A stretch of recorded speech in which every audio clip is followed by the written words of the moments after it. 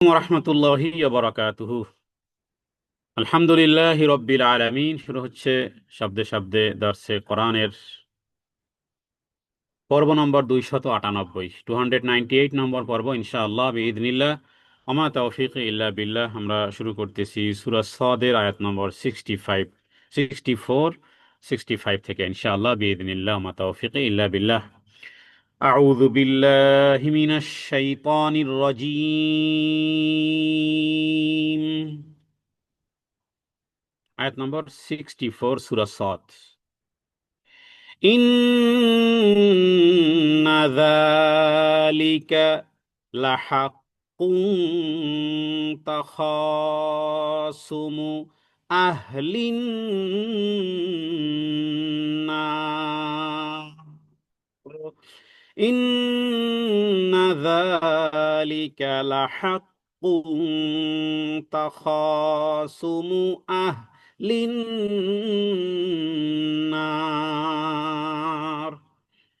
জাহান্নামের শাস্তির, চরম বিভ্রান্তির এবং জাহান্নামে যে বিবাদ চলতে থাকবে সেই বিবাদের দৃশ্য আল্লাহ তাআলা এখানে উল্লেখ করেছেন।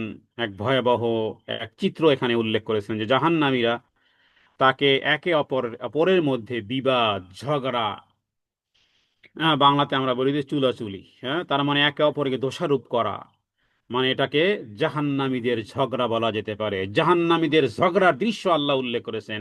ইন্না যালিকা লাহাক। তাখাসুম মানে ঝগড়া করা, জাহান্নামীদের বাকবিতণ্ডা, বিবাদ। লাহাক্কুন নিশ্চয়ই এটা সত্য। তাখাসুম তারা বিবাদ করতেই থাকবে, পারস্পরিক বিবাদ। তাখাসুম ঝগড়া, বিবাদ একে অপরকে চলতেই থাকবে।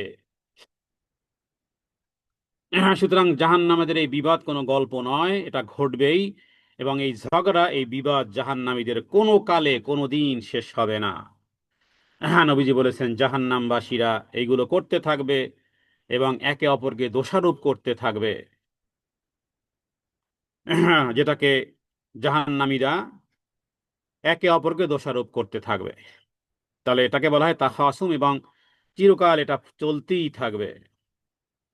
সুতরাং দুনিয়ার বিবাদ হলো দুনিয়ার ভুল, দুনিয়ার আখেরাতের বিবাদ হলো দুনিয়ার ভুল নির্বাচনের ফসল।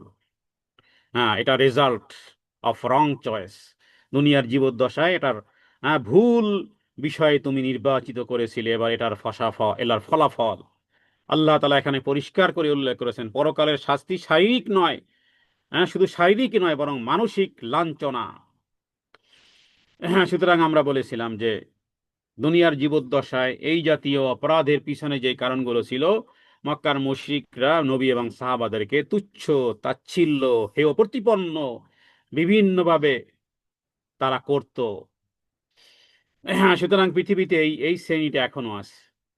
দাড়ি টুপির জন্য অথবা কারো কারো নারীর পর্দার জন্য ইত্যাদি, হ্যাঁ, মুস্কি হাসে। আল্লাহ তাআলা এবারে মুস্কি হাসি, দুনিয়াতে যারা এই জাতীয় মুস্কি হাসি দিয়েছে, যারা কোরআন সুন্নাহকে হ্যাঁ তুচ্ছ তাচ্ছিল্য ভেবেছে, আলেম ওলামাদেরকে দাড়ি টুপি পর্দা করার জন্য ঠাট্টা বিদ্রূপ করেছে, এই মুস্কি হাসিটাই আল্লাহ তাআলা কিয়ামতের দিন কান্নায় ফিরিয়ে দিবেন। এবং রাসূলুল্লাহ সাল্লাল্লাহু আলাইহি ওয়াসাল্লাম তিনি বলেছেন, ইন্না আহলান নারে, নিশ্চয় জাহান্নামবাসীরা, হ্যাঁ, লায়াতাবাকুনা ফিহা হাত্তা লাউ উজরিবাতিস সুফুন ফি দুমুইহিম লাজারাত। নিশ্চয়ই জাহান্নামবাসীরা কাঁদবে, কাঁদতে কাঁদতে কাঁদতে কাঁদতে চোখের পানি পড়তে পড়তে পড়তে পড়তে চোখের পানি এই পরিমাণ হবে যেখানে যেন নৌকা চালানো সম্ভব। নাউযু বিল্লাহি মিন যালিক। তাদের মানসিক যন্ত্রণার তীব্রতা এখান থেকে প্রকাশ হয়। আল্লাহ তাআলার কাছে প্রার্থনা করি, হে আল্লাহ, আপনি আমাদেরকে ওই জাতীয় ফিতনায় যারা গ্রেফতার হয়ে গেছে, দুনিয়ার জীবনে অবুজ আর বেবুজের মতন কোরআন সুন্নাহর অথেন্টিক কোনো বিষয়কে অথবা দাড়ি টুপি অথবা ইসলামের মৌলিক বিষয়গুলোকে, কোনো নসকে যারা যারা হাসি ঠাট্টার পাত্র বানায়, কোনো নারী পর্দা করে, কোনো নারী দিন ধর্ম প্র্যাকটিস করতেছে তাকে লক্ষ্যবস্তু বানায়, এই জাতীয় ফিতনায় যারা গ্রেফতার হয়ে গেছে, হে আল্লাহ, ওই জাতীয় ফিতনায় যেন কখনো কানও না দেই। আল্লাহুম্মা লা তাজআলনা ফিতনাতাল লিল্লাযীনা কাফারু। হে আল্লাহ, আপনি আমাদেরকে কাফেরদের জন্য এই পরীক্ষার পাত্র বানাবেন না। লা তাজআলনা, যেন ওই জাতীয় ফিতনার মধ্যে আমরা যেন অন্তর্ভুক্ত না হই। সুতরাং সদা সর্বদা সকালে আর সন্ধ্যায় নবীজি বলেছেন, যে ব্যক্তি জান্নাত চায় আর জাহান্নাম থেকে পরিত্রাণ চায়, জান্নাত চাইবো, জাহান্নাম থেকে পরিত্রাণ চাইবো। জান্নাত আসলেই চাওয়ার বিষয়, জাহান্নাম আসলেই পরিত্রাণের বিষয়। সুতরাং এই দুইটি দিল আর দিমাগ দিয়ে আমাদের অনুধাবন না করতে পারলেও শব্দগতভাবে নবীজি বলেছেন, কোন ব্যক্তি যদি আল্লাহ তাআলার কাছে তিনবার করে চায়, যদি বলে আল্লাহুম্মা ইন্না নাসআলুকাল জান্নাহ, তাহলে জান্নাত বলে, হে আল্লাহ, হ্যাঁ, সে জান্নাত চেয়েছে, হে আল্লাহ আপনি তাকে আমাকে দান করেন। আর যদি বলে ওয়ানা আউযু বিকা মিনান নার, জাহান্নাম থেকে পরিত্রাণ চাইলে জাহান্নামের কাছেও সংবাদ পৌঁছে যায় যে তোমার কাছ থেকে কেউ পরিত্রাণ চাচ্ছে। জাহান্নাম বলে, হে আল্লাহ, যে পরিত্রাণ চায় আপনার আযাব আর গজবের জায়গা থেকে, আপনি তাকে পরিত্রাণ দেন। সুতরাং সকালে সন্ধ্যায়, ফজরের পরে, মাগরিবের পরে এই দোয়া পড়তে যেন কখনো ভুল না হয়, সব ভুলে গেলেও। আল্লাহুম্মা ইন্নী আসআলুকাল জান্নাতা ওয়া আউযু বিকা মিনান নার। এই দোয়াটাই যদি আমরা বারবার পড়ি, বিভিন্ন শব্দ আছে, আল্লাহুম্মা আজিনি মিনান নার হতে পারে, আল্লাহুম্মা ইন্নী আসআলুকা জান্নাহ হতে পারে। কোরআন এবং হাদিসে বিভিন্ন শব্দ আছে। মোটামুটি জান্নাত চাওয়া আর জাহান্নাম থেকে পরিত্রাণ চাওয়ার বিষয়টি মুখ্য এখানে উল্লেখ করা হয়েছে। আয়াত নম্বর 65 এবং 66। কুল ইন্নামা আনা মুনযিরুন ওয়া মা মিন ইলাহিন ইল্লাল্লাহুল ওয়াহিদুল কাহ্হার রব্বুস সামাওয়াতি ওয়াল আরদি ওয়া মা বাইনাহুমা ওয়া মা বাইনাহুমাল আজিজুল গফফার।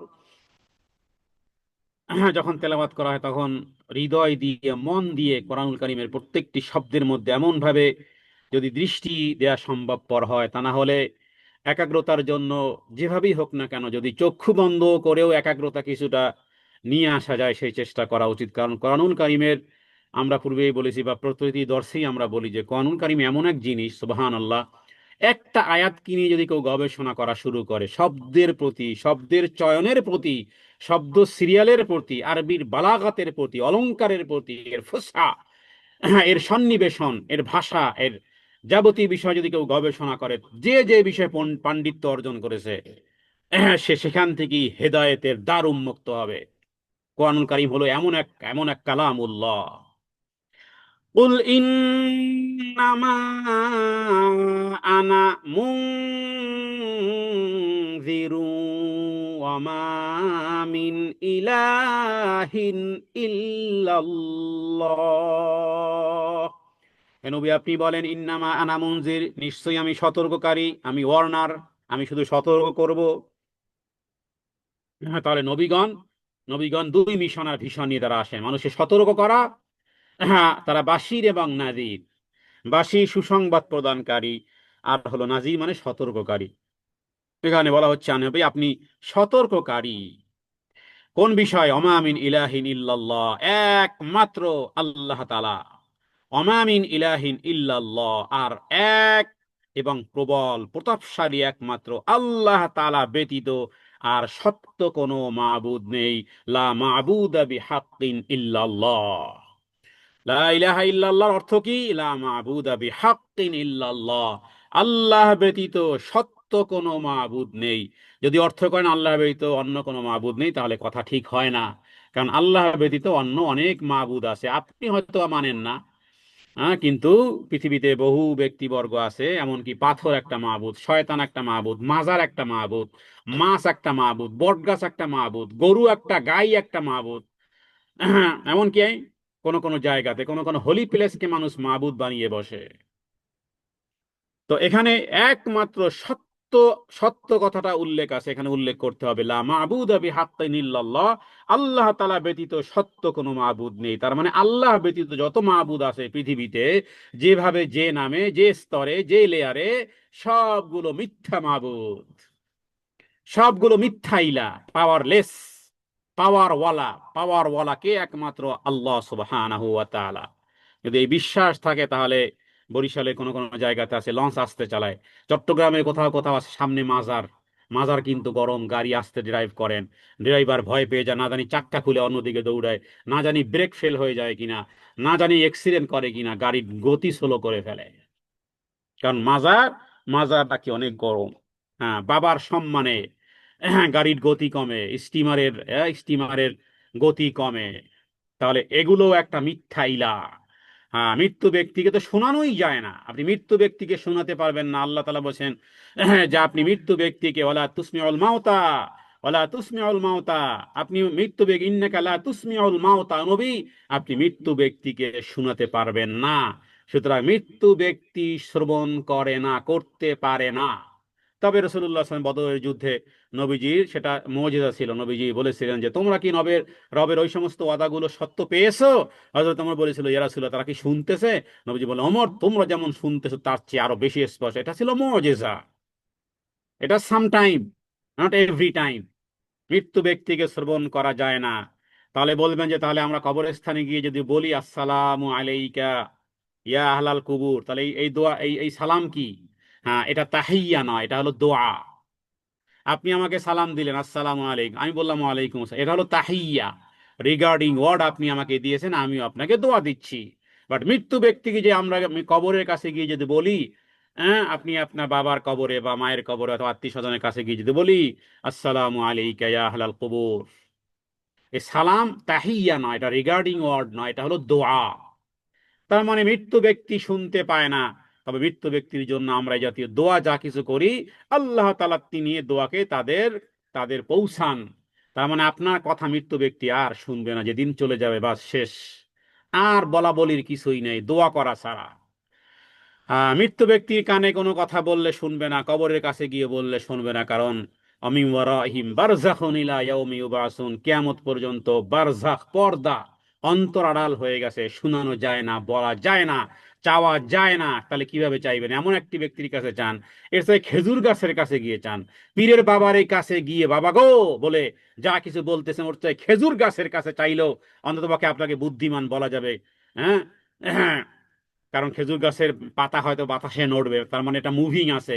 মৃত্যু ব্যক্তি কোনো মুভিং চলে না, স্পষ্ট স্টপ করে দেওয়া হয়েছে, আল্লাহ তাআলার পক্ষ থেকে স্টপ করে দেওয়া হয়েছে, বাস ফুললি স্টপ। নবীজি বলেছেন, ইদা মাতাল ইনসান ইনকাতা আনহু আমালুহু ইল্লা মিন সালাস, যখন মানুষ মারা যায় সমস্ত আমল কর্তন হয়ে যায়, স্টপ হয়ে যায়, তার লেখনী স্টপ হয়ে যায়। তবে তার কিছু কাজ বাকি থাকে, সেটা যদি পরবর্তীকালে কেউ রাখে, তার মানে তার আমল স্টপ হয়ে গেছে, তার আমল স্টপ হয়ে গেছে। তার চিৎকার, তার চিল্লা চিল্লি, তার দোয়া, তার আবেদন, তার কামনা বাসনার কোনো পাঁচ পয়সার দাম থাকে না, বা শেষ। তাহলে যে কথা বলতেছিলাম, আল্লাহ ছাড়া সত্য কোনো মাবুদ নাই, ইল্লাল্লাহ মা মিন ইলাহিন ইল্লাল্লাহ আল ওয়াহিদুল কাহ্হার। আল ওয়াহিদুল কাহ্হার, এখানে আল্লাহ তাআলা, এখানে তার এমন একটি নাম, হ্যাঁ, যেখানে কাহ্হার মানে প্রতাপশালী, আর ওয়াহিদ তিনি এক এবং একক। হ্যাঁ, তাহলে হে নবী আপনি বলুন আমি এক সতর্ককারী এবং এমন এক পরাক্রান্ত আল্লাহ ছাড়া, যার কোনো যিনি ছাড়া অন্য কোনো সত্য মাবুদ নেই। তাহলে আল্লাহ তাআলা তিনি প্রতাপশালী, এখানে দুইটি নাম, এক হলো আল ওয়াহিদ, আল কাহার, আসমা ও সিফাতের মধ্যে এটা দুটি নাম এখানে। আল ওয়াহিদ মানে একক, আল কাহার মানে পরাক্রমশালী, দুটি নামের সমন্বয় এখানে হয়েছে। ওয়াহিদ মানে তার সত্তায় কোনো অংশীদারিত্ব নেই, কুল হু আল্লাহু আহাদ আল্লাহু সামাদ লাম ইয়ালিদ ওয়া লাম ইউলাদ ওয়া লাম ইয়াকুল লাহু কুফুয়ান আহাদ। আর আল কাহ্হার মানে সমস্ত সৃষ্টি তার অনুগত এবং প্রধানত, এবং সব কিছুর উপর আল্লাহ তাআলা তিনি প্রভাবশালী। আল ওয়াহিদুল কাহ্হার। রব্বুস সামাওয়াতি ওয়াল আরদি ওয়া মা বাইনাহুমাল আজিজুল গফফার। রব্বুস সামাওয়াতি ওয়াল আরদ, যিনি আসমান এবং জমিন, নভমণ্ডল আর ভূমণ্ডল, আকাশমণ্ডলী এবং পৃথিবীর এই দুইয়ের মধ্যে যা কিছু আছে, যা কিছু আছে, অমা বাইনাহুমা, এর মধ্যে যা কিছু আছে, আল আজিজ আল গফফার, সুবহানাল্লাহ।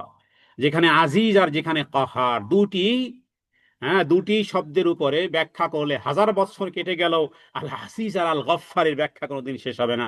শুধু এতটুকু বুঝুন, আল আজিজ মানে পরাক্রমশালী, যিনি অনেক ক্ষমতাধর। আবার আল কাহার, তিনি ক্ষমাশীল। আল্লাহু আকবার। পরাক্রমশালী যদি ক্ষমাকারী না হন, তাহলে কি অবস্থা হবে বলেন? যিনি পরাক্রমশালী, যিনি মহাপ্রতাপশালী, হ্যাঁ, পরাক্রমশালী যিনি, তিনি যদি ক্ষমাকারী না হতেন, হায় হায়, তাহলে আমরা কোথায় যেতাম? আমরা তো ধরাশায়ী হতাম, মুহূর্তের মধ্যেই আমাদেরকে ধরাশায়ী করা হতো, আযাব আর গজব দিয়ে ধ্বংস করে দেওয়া হতো। কিন্তু বোঝানো হচ্ছে যে দেখো, তোমার মহান রব এতই পরাক্রমশালী, কিন্তু ভেবে রাখো তিনি কিন্তু মার্জনাকারী, তিনি কিন্তু ক্ষমাকারী, অল ফর গিভিং। শুধু চাও বান্দা, চাইতে দেরি, মাফ চাই, মাফ করতে দেরি নয়। তুমি শুধু আস্তাগফিরুল্লাহ বলতে দেরি, তুমি শুধু রব্বিগফিরলি বলতে দেরি, হে আল্লাহ মাফ করে দাও, এতটুকু বলতে দেরি, তিনি ক্ষমা করতে দেরি করবেন না। পুরো দিন আর পুরো রাত যিনি বিস্তৃত থাকেন, যিনি প্রত্যেক রাত্রে তোমাকে ডাকতে থাকেন, ইয়া ইবাদি, হে আমার বান্দারা, কে আসো ডাকবে আমাকে, মাইয়াদউনি, কে আসো আমাকে ডাকবে, আমি ডাকের সাড়া দেব। মাইয়াস আলুনি, কে আমাকে, কে আমার কাছে কিছু চাইবে, আমি দেওয়ার জন্য প্রস্তুত আছি। মাইয়াস আলুনি, কে আছে, মাইয়াস তাগফিরুনি, কে আছো আমার দিকে প্রত্যাবর্তন করবে, যাও আজকে রাত্রি তোমার প্রত্যাবর্তনের রাত হোক। এভাবে করে যিনি ডাকতে থাকেন, তার মানে তিনি গফফার, আল গফফার। গফফার, আল্লাহ তাআলা যত আসমা ও সিফাত আছে, এই আসমা ও সিফাত দিয়ে দুটি কাজ করা যায়। বিশেষ করে যারা মকসুদুল মুমিনিন পড়েছেন, যারা নিয়ামুল কোরআন পড়েছেন, তারা জানেন এক রকমের, আজকের শুনবেন আর এক রকমের। নিয়ামুল কোরআন শুনলে পাবেন আপনি জোহরে এই নাম পড়লে 70 বার, আসরে 70 বার, মাগরিবে 70 বার, অমুক দিন 70 বার, অমুক দিন 100 বার এই নামের জিকির করিলে এই ফায়দা হয়। বাস, রেফারেন্স, রেফারেন্স নেই, ওই বই রেফারেন্স, ওই লেখকই রেফারেন্স, আর কিচ্ছু নেই। তাহলে ওই জাতীয় নাম, কোন সুনির্দিষ্ট নাম এবং সুনির্দিষ্ট নামের সংখ্যা, হ্যাঁ, এটা এইভাবে করে আজকার করাটা নয়, বরং আল্লাহ তাআলা আসমা ও সিফাত দিয়ে দুটি কাজ করতে হয়। সেটি হলো, এক, খুব ভালো করে গভীর মনোযোগ সহকারে আল্লাহ তাআলার আসমা ও সিফাতের মধ্যে এক কম এক 99, তার মানে 99টি নামের আসমা ও সিফাতের মধ্যে দ্বারা আমরা দুইটি কাজ করতে পারি। এক হলো, যেই নামটি আছে ওই নামের উসিলা দিয়ে রবের কাছে দোয়া করতে পারি, এটা বলতে পারি, এ গফফার, ইয়া গফফার, হে ক্ষমাকারী, গফফার নামের উসিলায় তুমি আমাকে ক্ষমা করো। এই কাজটা আমরা করব। আল্লাহ তাআলার নামের উসিলা দিয়ে দোয়া করা যায়, আল্লাহ তাআলার আসমা ও সিফাতের উসিলা দিয়ে দোয়া করা যায়, হে রাজ্জাক, রাজ্জাক নামের উসিলায় তুমি আমার রিজিক প্রশস্ত করে দাও। এইভাবে করে যেই নামের যে অর্থ আছে ওটা করা যায়। দ্বিতীয় আর একটা চরিত্র অবলম্বন করতে হয়। গফফার মানে যেহেতু ক্ষমা করা, সুতরাং আমি আমার লাইফেও এই গফফারিয়াতের অনুপ্রবেশ, তার মানে গফফারের যে গুণ, এই গুণ আমার মধ্যেও, আমিও যদি ক্ষমা করি, আল্লাহ আমাকে ক্ষমা করবেন, এই থিঙ্কিং এ ওই চরিত্র অবলম্বন করাই, দুইটি কাজ করতে হয় আসমা ও সিফাত থেকে। তাহলে এক নম্বর ওয়ান হলো, আল্লাহ তাআলা আসমা ও সিফাত দিয়ে আল্লাহ ওগুলোকে ওসিলা করে দোয়া করা যায়। আর হলো, ওই নামের যে গুণাগুণ আছে, ওই গুণ নিজের মধ্যে যখন প্রতিষ্ঠিত করতে পারবেন, রাসূলুল্লাহ সাল্লাল্লাহু আলাইহি ওয়াসাল্লাম বলেছেন, তুমি দুনিয়াবাসীর উপরে রহম করো, আল্লাহ তাআলা তোমার উপরে রহম করবেন। তুমি মানুষকে ক্ষমা করো, তোমাকে আল্লাহ ক্ষমা করে দিবেন। তুমি মানুষের উপর রহম করো, তাহলে রহমান তিনি তোমার উপর রহম করবেন। তুমি মানুষকে ক্ষমা করো, তাহলে গফফার তিনি তোমার উপর, তিনি তার গফফারিয়াতের বহিঃপ্রকাশ ঘটাবেন। এই হলো আসমা ও সিফাতের আমল। তাহলে এই আয়াতের মধ্যে আল্লাহ তাআলা বলেছেন, ওমা বাইনাহুমাল আজিজুল গফফার, আসমান এবং জমিনের এই দুয়ের মধ্যে যা কিছু আছে, সব কিছুর যিনি মালিক, তিনি হলেন পরাক্রমশালী এবং পরম ক্ষমাশীল। হ্যাঁ, তাহলে এখানে চারটি নামের, এক হলো, প্রথমে এসেছে ওয়াহিদ আল কাহার, পরে এসে আজিজ এবং গফফার। তাহলে আজিজ মানে তিনি শাস্তি দিতে সক্ষম, তিনি গফফারের নামের সাথে সংযোগ করার মাধ্যমে তবে তিনি শাস্তি দিতে পছন্দ করেন না। এগুলো দুই নাম কাছাকাছি আসার একটা একটা একটা কি বলে গবেষণা, তাদাব্বুর, যে আল্লাহ তাআলা এক জায়গাতে আজিজ এনেছেন, আবার আজিজুল গফফার। তাহলে দুই চরিত্র কেন? এই কারণে যে আজিজ মানে তিনি তোমাকে চরম শাস্তি দিতে পারেন, কিন্তু আল্লাহ তাআলা চরম শাস্তি দেওয়াটা পছন্দ করেন না, তিনি পছন্দ করেন গফফার। হ্যাঁ, তা তুমি যদি তুমি যদি রবের দিকে প্রত্যাবর্তন না করো, তাহলে মনে রাখো আল্লাহ তাআলা এমন শাস্তি দিবেন। সূরা ফজরের মধ্যে বলা আছে ওয়ালা ইউসিকু ওয়াসাকাহু আহাদ। আল্লাহ তাআলা এমন ভাবে জাহান্নামে বাঁধবেন, তার বাঁধার মতন আর কেউ বাঁধতে পারবে না, তার শাস্তি দেওয়ার মতন পৃথিবীর কেউ শাস্তি দিতে পারবে না। এত কঠোর শাস্তি দাতা আল্লাহ তাআলা। তবে আল্লাহ তাআলা শাস্তি দিতে চান না, তিনি চান গফফার। এ কারণে আজিজুল গফফার, শাস্তি দিতে সক্ষম, তবে ক্ষমা করতে ভালোবাসেন। অর্থাৎ মানুষ যেন তাকে ভয়ও পায়, আবার তার রহমতেরও আশা করে। হ্যাঁ, হোপ রাখতে হবে, আশা রাখতে হবে যে আল্লাহ তাআলা তিনি ক্ষমা করবেন। তাহলে এই আয়াতগুলো মূলত রাসূলুল্লাহ সাল্লাল্লাহু আলাইহি সাল্লামকে পাঠানো হয়েছে সতর্ক করার জন্য, এবং হেদায়েত দেওয়ার মালিক আল্লাহ তাআলা।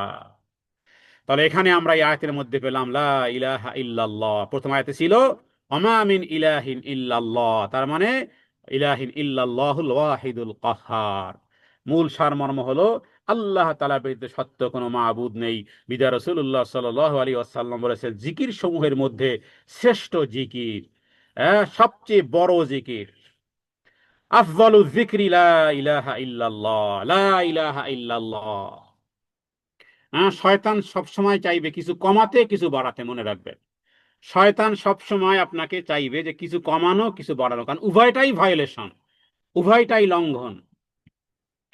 আপনি মনে করেন নির্দিষ্ট কোনো বাস স্টপে নামবেন, আপনাকে যদি 100 মিটার আগে নামিয়ে দেয়, এটা যেমন লঙ্ঘন। আবার বাস স্টেশন ছেড়ে গেছেন, আরো 100 মিটার পরে নামিয়ে দেওয়া হয়েছে, তাহলে আপনাকে আগে নামলেও সামনে হাঁটতে হবে, সামনে নামলেও পিছনে চলে আসতে হবে। এটা সঠিক সঠিক জায়গাতে সঠিক স্টেশনে নামা হলো না। শয়তান এই জন্য আমাদের মধ্যে কি করে, লা ইলাহা ইল্লাল্লাহর জিকির শুধু করতে দেয় না, বলে না আর সাথে আরো কিছু লাগাও। কি লাগাও? লা ইলাহা ইল্লাল্লাহু মুহাম্মাদুর রাসূলুল্লাহ, এই জিকির লাগিয়ে দিয়েছে। শয়তান বুঝিয়েছে যে ঠিক আছে তো, কিন্তু হাদিসে কি আছে? এমন কি আমাদের দেশের দুঃখের বিষয় হলো অধিকাংশ মানুষের ইন্টারভিউ যদি নেওয়া হয়, যে আপনার বাবা মৃত্যুশায়ী, মা মৃত্যু শয্যায় শায়িত, হ্যাঁ, মরণাপন্ন সম্পন্ন এরকমের লোকদের সামনে, লোকদের কাছে আপনি কি পড়বেন? সবাই বলবে যে তাদেরকে শিখান লা ইলাহা ইল্লাল্লাহু মুহাম্মাদুর রাসূলুল্লাহ। কোথাও তো পাওয়া যায়নি, পাওয়া গেছে শুধু লা ইলাহা ইল্লাল্লাহ। তাহলে মোহাম্মদ রসুল্লাহ অর্থ তো ঠিক আছে, কিন্তু কেউ যদি মৃত্যুর আগে বলে লা ইলাহা ইল্লাল্লাহ, হাদিসে যতটুকু আছে ওখানে দাড়ি, ওখানে কমায়, ওখানে স্টপ দেন। নিজের জ্ঞানের, নিজের বিবেকের ঘোড়াকে চালানোর কোনো প্রয়োজনীয়তা মনে করি না। কারণ আল্লাহ তাআলা কোরআন কারীমে সতর্ক করেছেন, খবরদার, লা তুকাদ্দিমু বাইনা ইয়াদাইল্লাহি ওয়া রাসূলিহি ওয়াত্তাকুল্লাহ। আল্লাহকে ভয় করো, অ্যাডভান্স হয়ো না, অ্যাডভান্স হয়ো না, ডোন্ট গো ফার্দার, আগে আগে চলো না। লা তুকাদ্দিমু বাইনা ইয়াদাইল্লাহি ওয়া রাসূলিহি, আল্লাহ এবং আমার রাসূলের চেয়ে বেশি অ্যাডভান্স বুঝিও না, অ্যাডভান্স চলো না।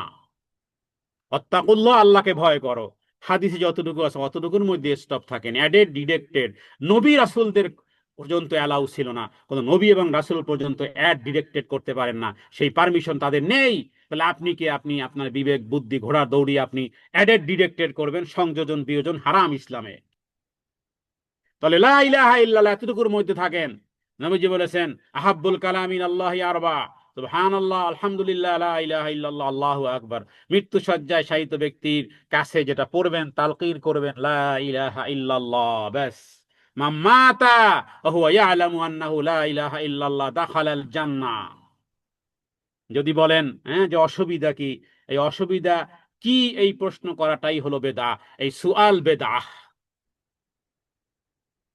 নবীজি বলেছেন, রাসূলুল্লাহ সাল্লাল্লাহু আলাইহি সাল্লাম বলেছেন, আল্লাহ তাআলা বলেন, ইয়া ইবনে আদম ইন্নাকা মা দাআউতানি ওয়া রাজাউতানি গফারাতু লাকা আলা মা কানা ফীমা ওয়ালা উবালি। ও আদম সন্তান, সুনানে তিরমিজির হাদিস, ও আদম সন্তান, তুমি যতক্ষণ আমাকে ডাকবে, ইন্নাকা মা দাআউতানি ওয়া রাজাউতানি, যতক্ষণ তুমি আমাকে ডাকতে থাকবে, আমার প্রতি আশা রাখতে থাকবে, আশা রাখতে থাকবে, গফারাতু লাকা আলা মা কানা ফীমা, আমি ততক্ষণ পর্যন্ত তোমার গুনাহকে ফরগিভ করতেই থাকবো, মাফ করতেই থাকবো। ওলা উবালি, আমি কোনোই পরোয়া করি না। এটা আল্লাহ তাআলা একটা ডিবেট, শয়তানের সাথে একটা ডিবেট হয়েছিল। শয়তান বলেছিল আমি তাদেরকে মৃত্যু আগ মুহূর্ত পর্যন্ত, জন্ম থেকে মৃত্যু, জন্ম থেকে মৃত্যু পর্যন্ত কমপ্লিট তার তার লাইফ আমি আমি তাদেরকে বিভ্রান্ত করার চেষ্টা করব। বিধায় বাচ্চা ভূমিষ্ঠ হলে কান্নাকাটি করে কেন, হাদিস থেকে পাওয়া যায়। বিজ্ঞান কি বলে আমি জানি না, কিন্তু কোরআন বলে, হাদিস বলে, বাচ্চা জন্মের পরে কান্নাকাটি করে কারণ শয়তান তাকে স্পর্শ করে। তাহলে জন্মের পরে আপনি আমি কেঁদেছিলাম, তার মানে শয়তান প্রথম টাচ আপনাকে আমাকে করেছিল। মৃত্যুর আগ মুহূর্ত পর্যন্ত, নবী আবু দাউদে হাদিস রয়েছে, মৃত্যুর আগ মুহূর্ত পর্যন্ত শয়তান আপনাকে বিভ্রান্ত করার চেষ্টা করবে। তাহলে বাঁচার উপায় সোজা, এই হাদিসই তার বাঁচার উপায়। আল্লাহ তাআলা বলেছিলেন শয়তানের ওই ওই প্রেক্ষাপটে আমার বান্দা ক্ষমা চাইতে থাকলেই আমি মাফ করতে থাকবো, ক্ষমা চাইতে থাকবে, ক্ষমা চাইতে দেরি, মাফ করতে দেরি না। তিনি হলেন আল আজিজুল গফফার। হ্যাঁ, হে বনি আদম, মা দাওতানি ওয়া রাজাউতানি, যতক্ষণ আমাকে ডাকবে, আমার কাছে আশান্বিত হবে, গফারতু লাকা, আমি ক্ষমা করতেই থাকবো, ক্ষমা করতেই থাকবো। সুতরাং পরাক্রমশালী এবং ক্ষমাশীল শব্দ দুটি পাশাপাশি আসে, একটা ইম্প্যাক্ট তৈরি করেছে, একটা ব্যালেন্সিং ইম্প্যাক্ট তৈরি করেছে। কোরআনুল কারিমের তাদাব্বুরে এই কোরআন থেকে প্রত্যেকটা আয়াতকে বলেছিলাম গবেষণায় দিল আর দিমাগকে খাটান। আল্লাহ তাআলা বদ্ধ দ্বারকে আল্লাহ তাআলা খুলে দিবেন। একই জায়গাতে পরাক্রমশালী, আর এক জায়গাতে ক্ষমাশীল, দুইটা শব্দ একই আয়াতে আসার মাধ্যমে একটা ব্যালেন্সিং ইম্প্যাক্ট তৈরি করা হয়েছে। যার মানে যারা অহংকারী তাদের জন্য তিনি কাহার। ভাবেছ কি, আল্লাহ ছাড় দেন, ছেড়ে দেন না, ছাড় দেন। হ্যাঁ, বনী ইসরাইলবাসীকে, হ্যাঁ, এবং এই ফেরাউনকে আল্লাহ তাআলা ছাড় দিয়েছিলেন, ছেড়ে দেন নাই। কাউকে কাউকে আল্লাহ তাআলা 17 বছর ছাড় দিয়েছেন, ছেড়ে দেন নাই। সুতরাং প্রত্যেক অহংকারী, মানুষের উপর নির্যাতনকারী, হ্যাঁ, মানুষের উপর অত্যাচারকারী, খবরদার, তোমাদের জন্য কাহার, তোমাদের জন্য কাহার। তবে যারা লজ্জিত, যারা নিজেকে নিজে, হ্যাঁ, সংশোধনকারী, যারা লজ্জিত হয়েছে, যারা জীবনের ভুল বুঝতে পেরেছে, তাদের জন্য নেক্সট শব্দ তাদের জন্য হলো আল গাফফার। যারা লজ্জিত হয়েছে, তওবাকারী, তাদের জন্য গাফফার। যারা অহংকারী, তাদের জন্য কাহার।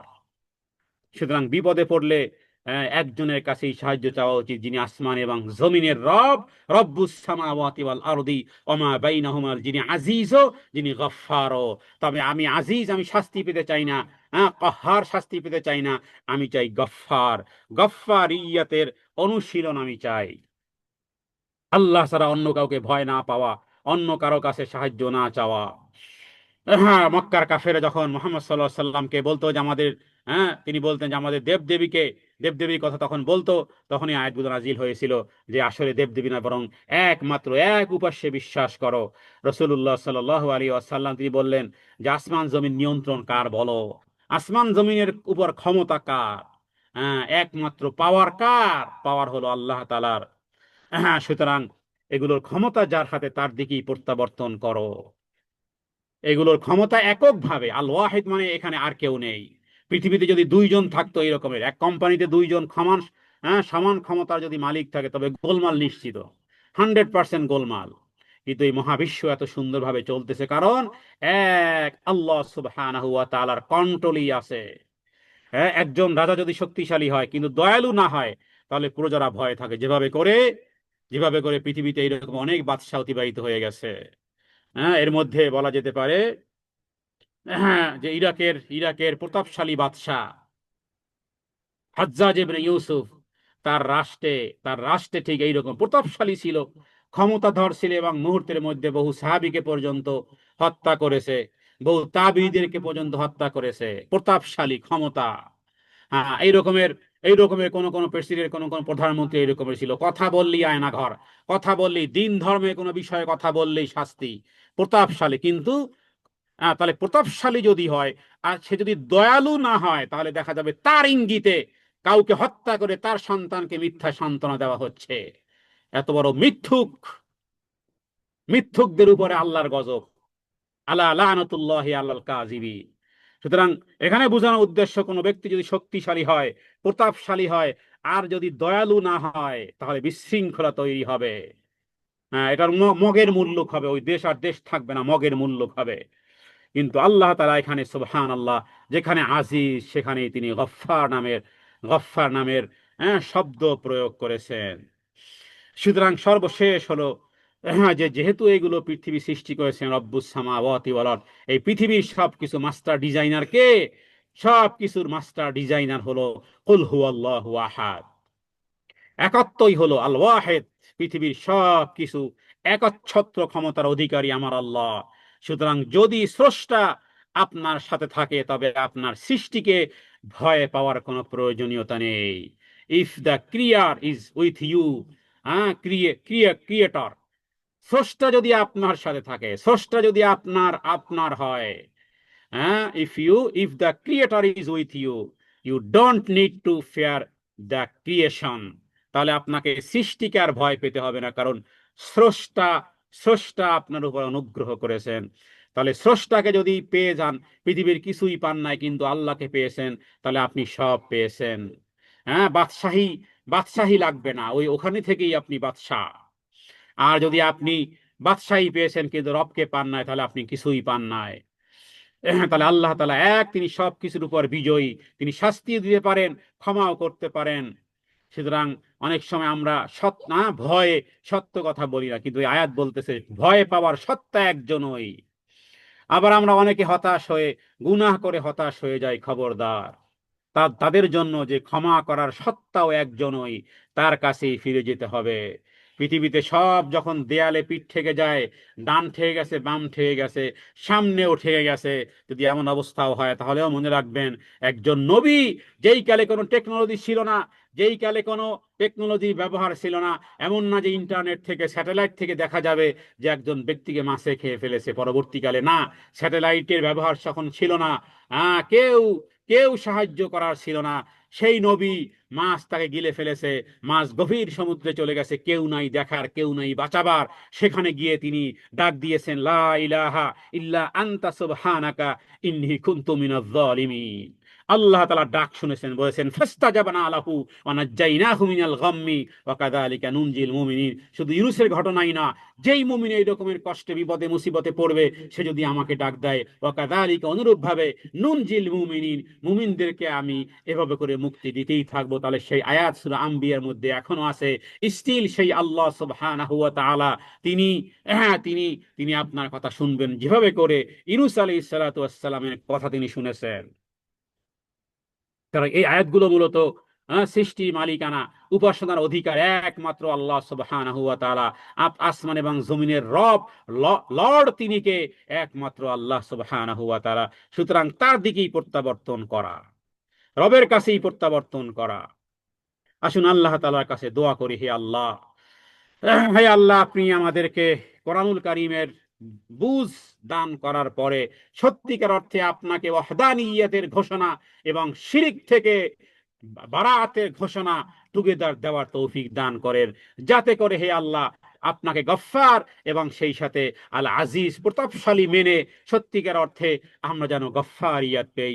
নবীজি রাসূলুল্লাহ সাল্লাল্লাহু আলাইহি ওয়াসাল্লামের কাছে হযরতে আবু বকর সিদ্দিক বললেন, ইয়া রাসূলুল্লাহ, এমন একটা দোয়া শিখিয়ে দেন যাতে করে আমার রবের সাথে, যিনি আমাকে সৃষ্টি করেছেন, তার সাথে কখনোই ভুলেও, জ্ঞানে অজ্ঞানে, বুঝে অথবা না বুঝে, কখনোই যেন আমার রবের সেই অধিকারকে ক্ষুণ্ণ না করি, তার ওয়াহদানিয়তের জায়গার যেন কোনো রকমের কম্প্রোমাইজ না হয়, যেন কমতি ঘাটতি না হয়। ইয়া রাসূলুল্লাহ, আপনি আমাকে আমরা দোয়া শিক্ষা দেন।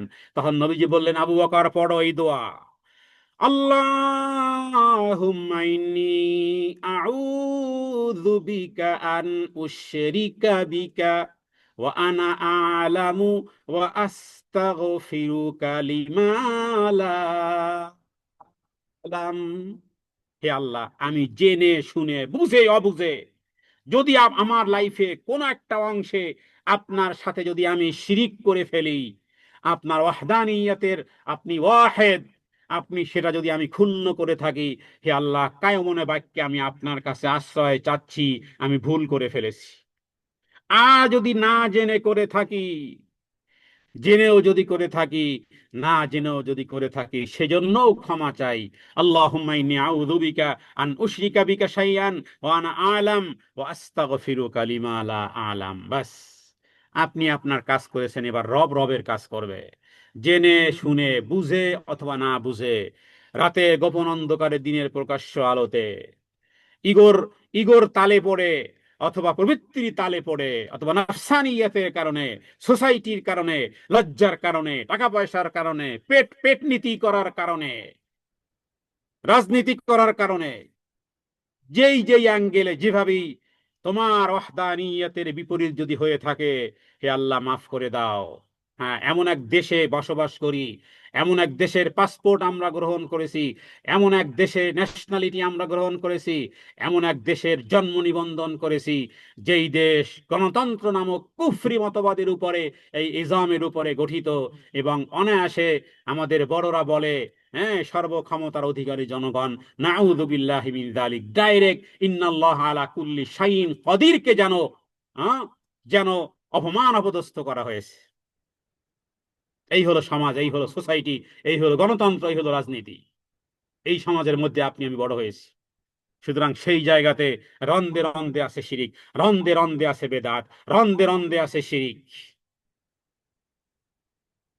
ইয়া আজিজু ইয়া গফফার ইগফির লি যুনুবি ওয়া আসলিহ লি কলবি। হে পরাক্রমশালী, হে পরম ক্ষমাশীল, গুনাহসমূহ মাফ করে দাও, হৃদয়গুলোকে সংশোধন করে দাও। এর পরবর্তী আয়াত, কুল হুয়া নাবাউন আযীম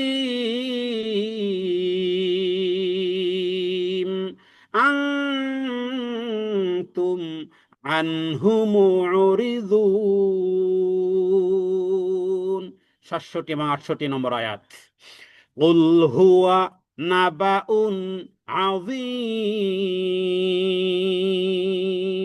হ্যাঁ, মানুষকে চরম সত্যের মুখোমুখি দাঁড় করিয়ে কোরআনুল কারীম বলতেছে এটা হলো মহা সংবাদ।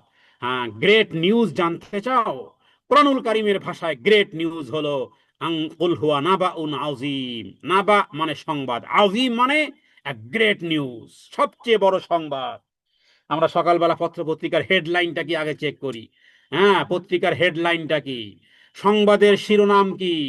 হ্যাঁ, এবার গোটা দুনিয়ার পৃথিবীবাসীকে, হ্যাঁ, মানুষকে চরম এক সত্যের মুখোমুখি দাঁড় করিয়ে আল্লাহ তাআলা যেন বলতেছেন, জানো মহাসংবাদ কি, গ্রেট নিউজ কি, নাবাউন আযীম। কুল হুয়া নাবাউন আযীম আনতুম আনহু মুরিদুন।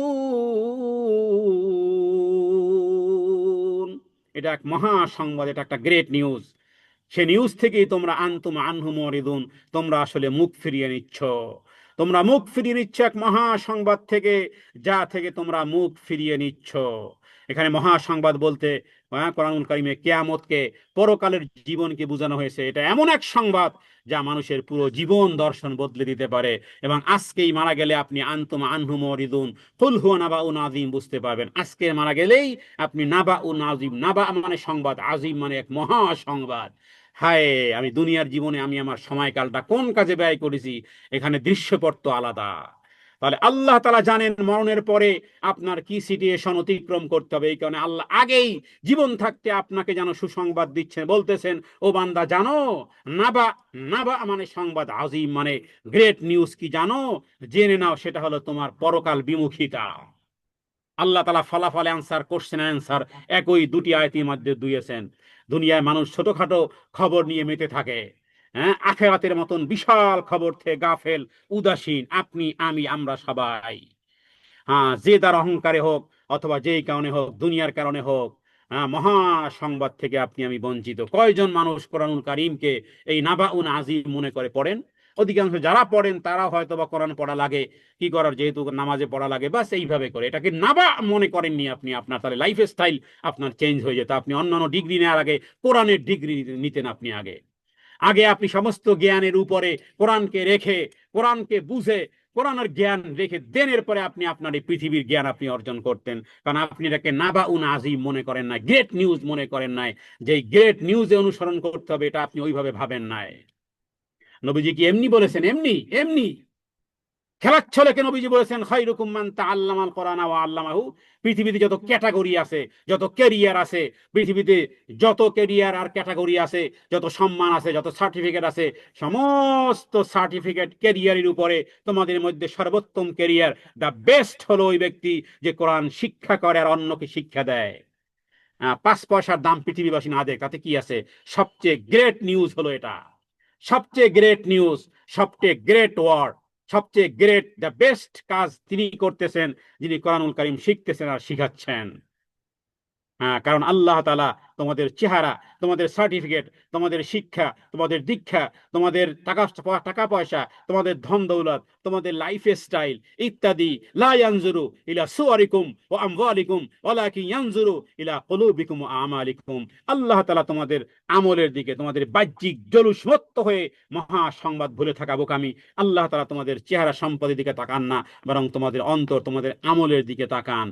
সুতরাং আল্লাহ তাআলা যেটাকে গ্রেট নিউজ বলেছেন, সাধারণ খবরকে খবর বলা হয়, কিন্তু যে খবর মানুষের ভবিষ্যৎ জীবনকে প্রভাবিত করবে সেটাকে বলা হয় নাবা। নাবা, এই জন্য সূরা নাবা আছে। নাবার মধ্যে দেখবেন যে সূরা শুরুই হয়েছে আম্মা ইয়াতাসাআলুন আনিন নাবাইল আযীম আল্লাযী হুম ফীহি মুখতালিফুন কাল্লা সায়ালামুন সুম্মা কাল্লা সায়ালামুন আলাম নাজআলিল আরদা মিহাদা ওয়াল জিবালা আওতাদা। চলতেছে চলতেছে পরকালের সংবাদ, একের পর এক, এক স্টেশনে পর আরেক স্টেশন, পরবর্তী স্টেশন, নেক্সট স্টেশন কি?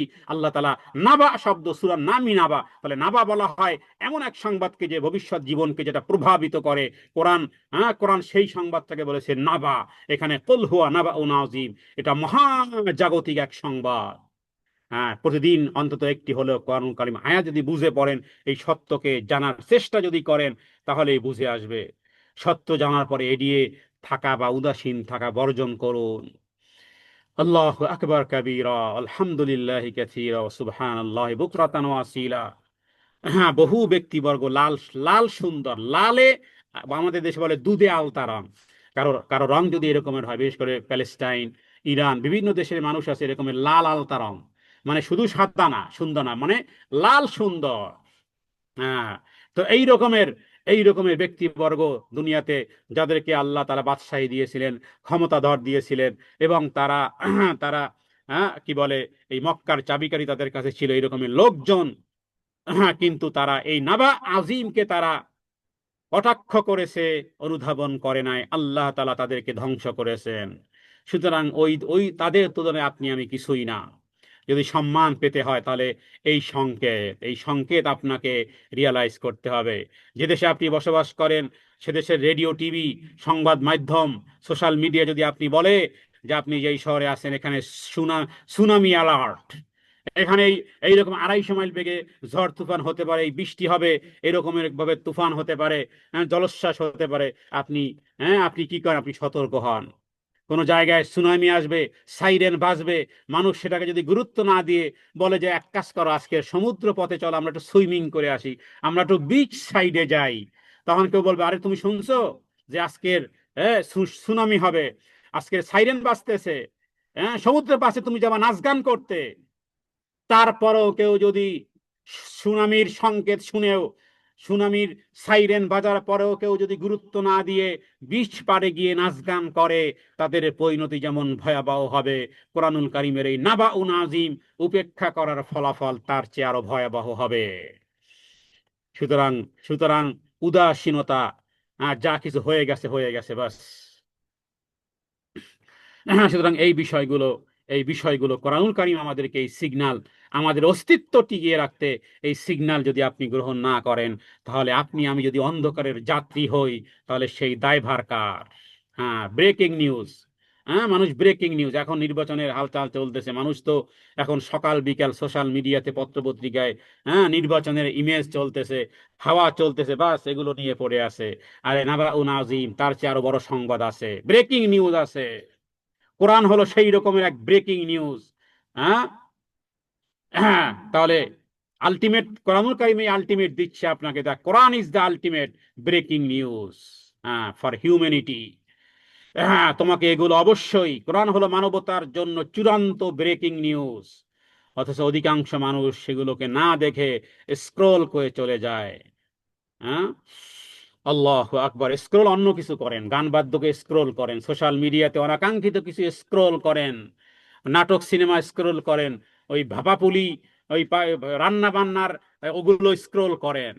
কিন্তু যেখানে কোরআনুল কারীম এবং হাদিসের ঘটনা আসে, আলিম ওলামাদের বক্তব্যকে স্ক্রোল করলে একসময় আপনি স্ক্রোল হয়ে যাবেন। সুতরাং চূড়ান্ত শিক্ষা এবং রিয়ালাইজেশন হলো, কোরআন থেকে মুখ ফিরিয়ে নেওয়া মানে হলো নিজের চিরস্থায়ী গন্তব্য হারানো।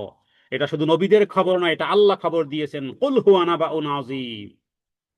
এটা আপনার জান্নাত এবং জাহান্নামের সাইরেন। কুল হুয়া নাবাউন আযীম। হ্যাঁ, নবীজি বলেছেন প্রত্যেক দিন সকাল যখন হয়, মানুষ হয় জান্নাতি পথে চলে, না হয় জাহান্নামী পথ চলে। হ্যাঁ, মৃত্যুটা স্যান্ডেলের থেকেও কাছাকাছি। তাহলে আপনাকে নির্ণয় করতে হবে যে আমার দিনটা আজকে কিভাবে শুরু হলো। তাহলে এই নাবাউন আজিম মানে আপনার আমার জান্নাত কিংবা জাহান্নামের খবর। দুনিয়ায় কত খবর আমরা শেয়ার করি। হ্যাঁ, মেয়েরা কেন পুরুষরাও করে, যে বাবা আপা অমুক বাজারে পেঁয়াজের দাম কমেছে, আপা অমুক জায়গাতে রসুনের দাম কমেছে, আপা মরিচের দাম কমেছে। কি বলেন, মরিচের দাম কমেছে? গত সপ্তাহে না কাঁচা মরিচ এত টাকা ছিল, মরিচের দাম কমেছে। এরপরে বলে যে এক কাজ করে একেবারে বেশি করে মরিচ কিনে আসো। হ্যাঁ, কাঁচামরিচ, পেঁয়াজ, রসুন, আলু, টমেটো ইত্যাদি দাম কমলে আমরা একে অপরকে শেয়ার করি, আপা অমুক জায়গাতে দাম কমেছে, অমুক বাজারে দাম কমেছে, অমুক মার্কেটে সেল লেগে গেছে, সব হুমড়ি খেয়ে ওখানে চলে। তাহলে হ্যাঁ, দুনিয়ার কত খবর আমরা শেয়ার করি, কিন্তু মহা সংবাদ নাবাউন আজিম আমাদের অন্তরে কি জায়গা করে নিয়েছে। সুতরাং কানেকশন উইথ কোরআন, কোরআনুল কারীমের সাথে এই রমজানে, বিশেষ করে এই রমজানে যারা এই আওয়াজ শুনবেন, এই রমজানে আপনি কোরআন পড়তে পারেন না, আপনার প্রতি অনুগ্রহ করে বলি নাবাউন আযীম, কোরআনের ভাষায় বলি, নবীর উপর নাজিল হওয়া সংবাদের বিষয়ে বলি, কুল হুয়া নাবাউন আযীম আনতুম আনহু মুরিদুন। এই দুটি আয়াত দ্বারা আপনাকে সতর্ক করা হচ্ছে যে কোরআনের সাথে সম্পর্ক হন। এই রমজানে, রমজানের পরে যদি আপনার মৃত্যু হয়, আপনি যেন রবকে বলতে পারেন এই রমজানে আমি কোরআন পাঠ করে এসেছি, কোরআন শুদ্ধ করে এসেছি, হে আল্লাহ। আজকের কোরআনুল কারীমের সাথে সম্পর্ক হন।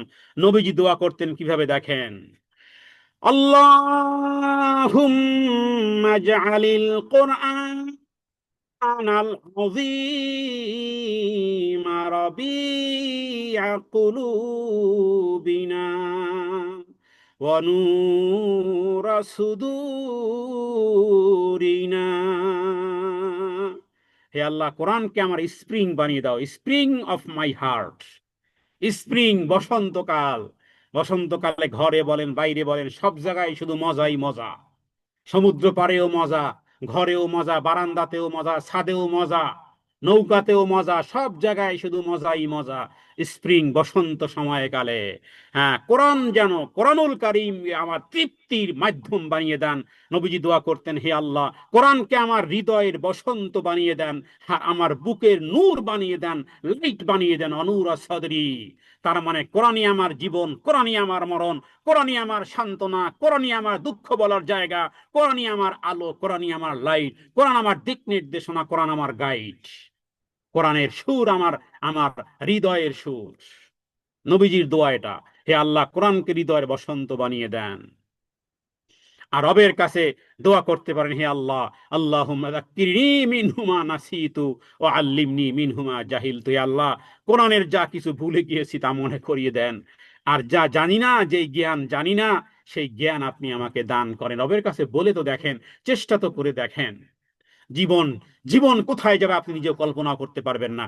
যখন আপনাকে মতির মেম্বারে বসানো হবে, যদি বলা হয় যে ওই যে কোরআন শিখেছিলে, ওই কোরআনের জন্য একটা ঘন্টা ব্যয় করেছিলে, ওই যে কোরআন শিক্ষার আগ্রহ, হ্যাঁ, হৃদয় জাগ্রত করেছিলে, রবের কাছে বলেছিলে, ওর বিনিময়ে সময় তো তোমাকে দেই না আর বেশি দিন, এরপরে তো তুমি আমার কাছে চলে এসেছো, ওই, ওই আহ, ওই ওই ব্যথা, ওই হৃদয়ের কান্না, ওই প্রার্থনা, ওই আরাধনা, ওই চাওয়া, ওই পাওয়া, ওই কামনা, ওই বাসনা কোরআনকে ঘিরে ছিল।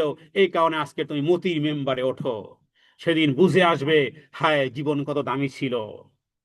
আল্লাহ তাআলা সেই গ্রেট নিউজের কথাই বলছেন, প্রধান বার্তা হলো আল্লাহ এক, যখন মানুষ এই সংবাদ থেকে মুখ ফিরিয়ে নেয় তখন মূলত আল্লাহকে অস্বীকার করে। তাওহীদ হলো সেই কেন্দ্রবিন্দু যা না বুঝলে কোরআনের কোনো সংবাদই কাজে আসবে না। সুতরাং এই মাহফিল, কোরআনের এই মাহফিল, এর চেয়ে মধু আর কিছু হতে পারে না। নবীজি বলেছেন, আমি তোমাদের মধ্য থেকে চলে যাব, তবে দুটি জিনিস আমি রেখে যাচ্ছি। নবীজির কথা মুয়াত্তা মালিক গ্রন্থে হাদিস রয়েছে। নবীজি বলেছেন, তারাকতু ফীকুম আমরাইন লান তাদিল্লু মা তামাসসাকতুম বিহিমা কিতাবাল্লাহি ওয়া সুন্নাতি রাসূলি। তোমাদের মধ্যে আমি তো চলে যাচ্ছি, নবী, আমি তোমাদের মধ্যে দুটি জিনিস রেখে গেলাম। যদি তোমরা নারী আর পুরুষ হও, যেই কালেরই হও না কেন, শক্তভাবে যদি আঁকড়ে ধরো, কখনোই কখনোই পথভ্রষ্ট হবে না। সেটি হলো আল্লাহর কিতাব আর হলো আমার সুন্নাহ। তার মানে কোরআন এবং সুন্নাহ, কোরআনুল কারীম এবং বিশুদ্ধ সুন্নাহ, এই দুইটা ধরতে বলেছেন। আপনাকে পীর ধরতে বলে নাই, আপনাকে অমুকটা ধরতে বলে নাই, আপনাকে ধরতে বলা হয়েছে আল্লাহর কিতাব কালামুল্লাহ আর হলো আমার সুন্নাহ, তার মানে বিশুদ্ধ হাদিস। সুতরাং কোরআন থেকে মুখ ফিরিয়ে নেওয়ার পরিণতি হবে কোরআন কিয়ামতের দিন তার পাঠকের জন্য সুপারিশকারী হবে। নবীজি বলেছেন আলিয়াদুল উলিয়া, যে আল কোরআন হুজ্জাতুল লাক আও আলাই। সুতরাং যে ব্যক্তি মুখ ফিরিয়ে নিবে সে যেন কোরআনুল কারীমের সুপারিশ থেকে নিজেকেই বঞ্চিত করলো। এই জন্য বলবো, যদি বলা হয় সবচেয়ে দুর্ভাগা কারা, সবচেয়ে দুর্ভাগা কারা, এটার ব্যাখ্যা, আপনি যদি দুনিয়াদারকে জিজ্ঞেস করেন তাহলে বলবে এই পৃথিবীর যারা ফকির আর মিসকিন, যাদের ঘর নেই বাড়ি নেই, এরা দুর্ভাগা। যদি কোরআনকে প্রশ্ন করি, ও কোরআন বলো, ও হাদিস বলো, সবচেয়ে দুর্ভাগা কারা? নবীজি বলেছেন, কার ব্যাখ্যা নিবেন আপনি? নবীজি বলেছেন, যার কাছে কোরআনের কিছু অংশ দেওয়া হয়েছে অথচ সে মনে করে সে কিছুই পায়নি, তার চেয়ে গরিব আর কেউ নেই।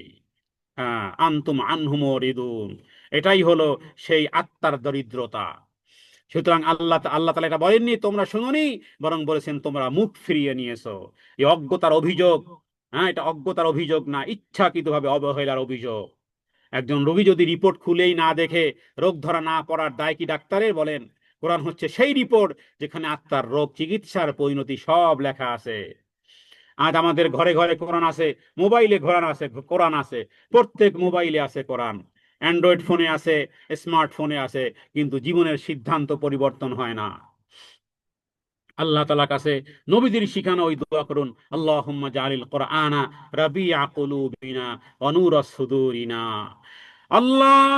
আল্লাহুম্মা লা তাজআলনা মিনাল মুরিদিনা আন কিতাবিকা ইয়া যাল জালালি ওয়াল ইকরাম। আল্লাহুম্মা লা তাজআলনা, হে আল্লাহ আমাদেরকে বানিয়ে দিয়েন না, অন্তর্ভুক্ত করবেন না, মিনাল মুরিদিনা যারা মুখ ফিরিয়ে নেয়, আন কিতাবিকা তোমার কিতাব থেকে যারা মুখ ফিরিয়ে নেয়, কোরআন থেকে যারা মুখ ফিরিয়ে নেয়, তাদের দলভুক্ত আপনি আমাদেরকে করবেন না। লা তাজআলনা মিনাল মুরিদিনা আন কোরআনুন কারীম।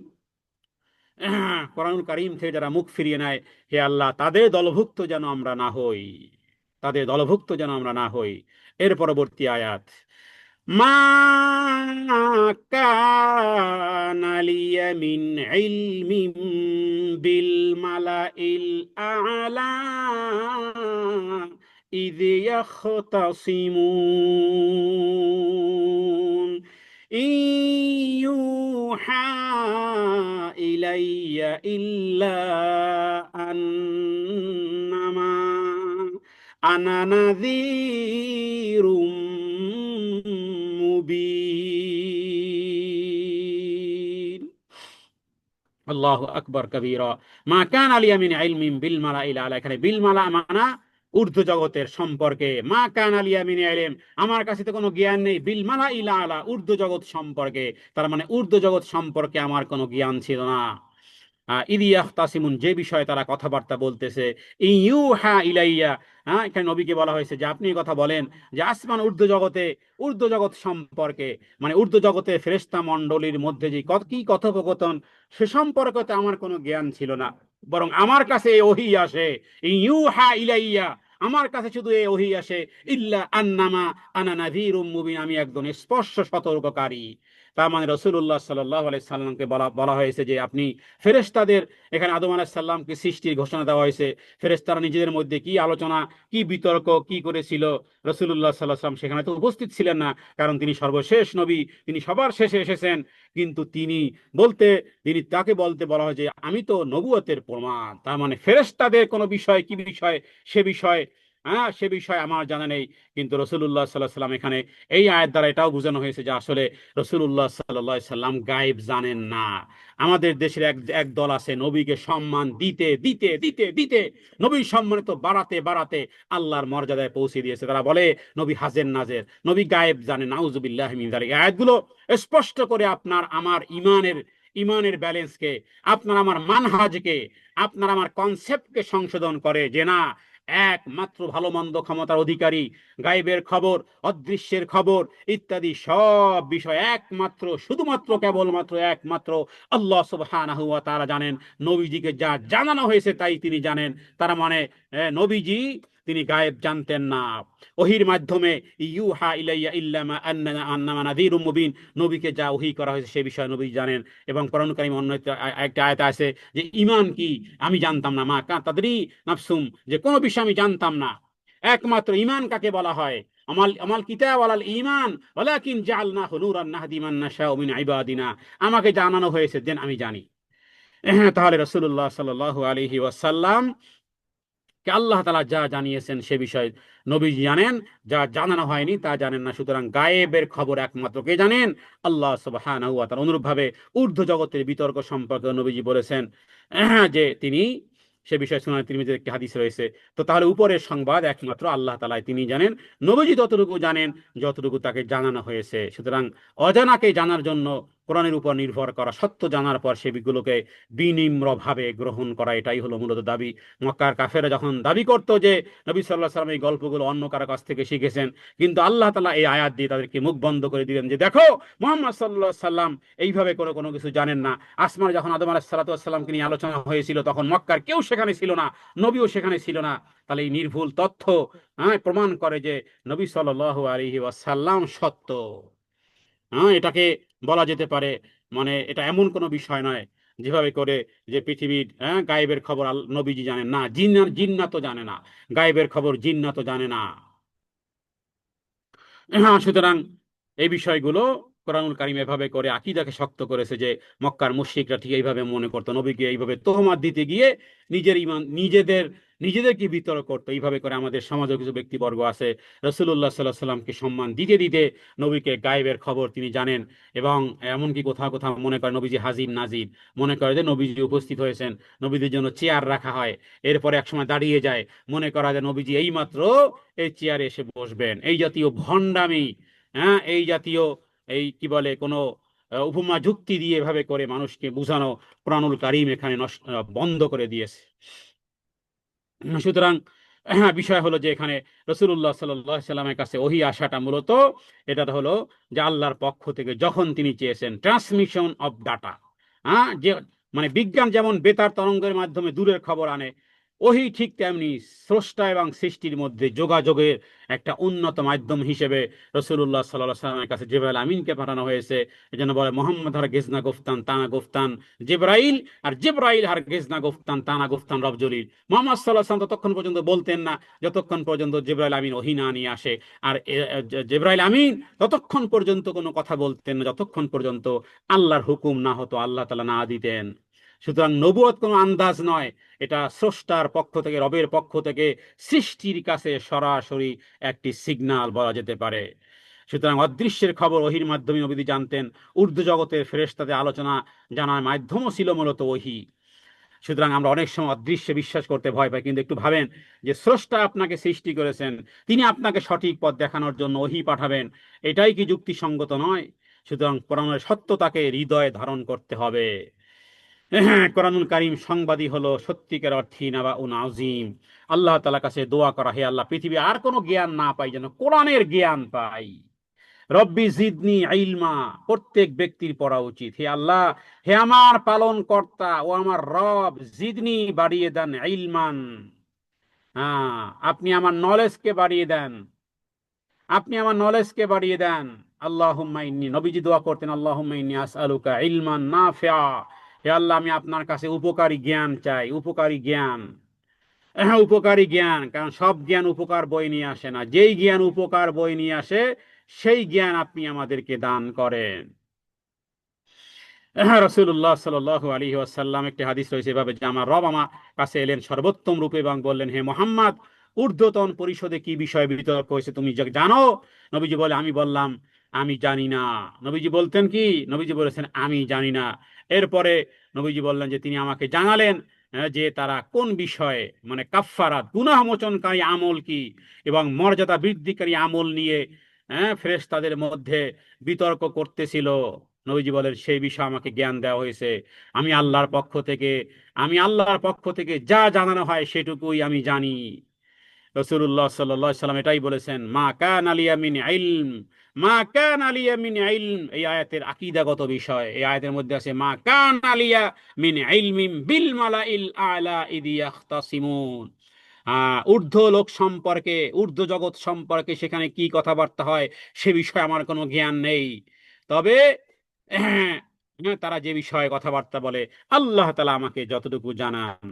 নবীজি বলেছেন আমার দৃষ্টান্ত হলো এমন একজনের মতন যে আগুন জ্বালালো আর পতঙ্গেরা তাতে ঝাঁপ দিতে লাগলো, আর আমি তোমাদেরকে কোমর টেনে ধরতেছি, অথচ তোমরা তারপরেও আগুনে ঝাঁপ দিচ্ছ। সহিহ মুসলিমের হাদিস। ইন্নাকা আনা নাযীরুম মুবিন, ইন্নাকা আনা নাযীরুম মুবিন, এই হলো ব্যাখ্যা। হ্যাঁ, আমরা আগুনে ঝাঁপ দিচ্ছি আর কোরআন হাদিস আমাদেরকে আগুন থেকে বাঁচাচ্ছে। সুতরাং এই আগুন দুনিয়ার আগুন নয়, এই আগুন হলো জাহান্নামের আগুন। রসুল্লাহ, তাহলে আমরা বুঝলাম এই আয়াত থেকে আকীদাগত বিষয় হলো যে নবী সাল্লাল্লাহু আলাইহি সাল্লাম কিছুই বলেননি যতক্ষণ পর্যন্ত তিনি জানতেন না, আর তিনি জানার জন্য ওহীর অপেক্ষা করতেন। অথচ আমরা প্রায় আমরা বলি কি, আমার মনে হয় আমার যুক্তিতে, আরে নবীজি তো এরকমই বলতেন না, আমার কাছে যে ওহী হয় সেটুকুই। আমরা কি বলি, আমরা আল্লাহ তাআলা আমাদের কান দিয়েছেন কয়টা? দুইটা। মুখ দিয়েছেন কয়টা? একটা। তার মানে কি? তার মানে হলো বলবেন কম, শুনবেন বেশি। কিন্তু আমরা কি করি? আমরা শুনি কম, বলি বেশি। তাহলে মুখ তো দুইটা না।